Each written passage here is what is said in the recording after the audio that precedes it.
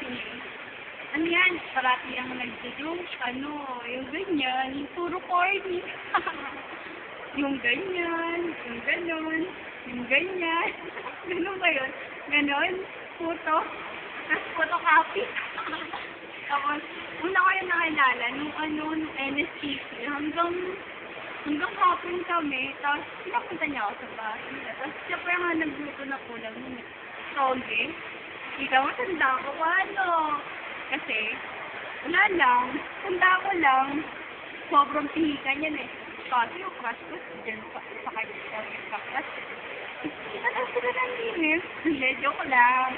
Hindi, ano lang, napunta lang dun sa ano. Pero nga, hindi ko rin sa crush eh. Kasi ang dami ng people. Ang pangit na. Oo, ganun yun. Hindi ko lang alam kung sa type na niya ngayon. Pangit na kasi. Hindi ko na-crush. Ano pala, happy birthday ah. Yung nasa birthday niya, pero ayos lang yun. 19 ka na ngayon, hinahabol mo na si Eva. Diba? Happy birthday ulit. Bye-bye.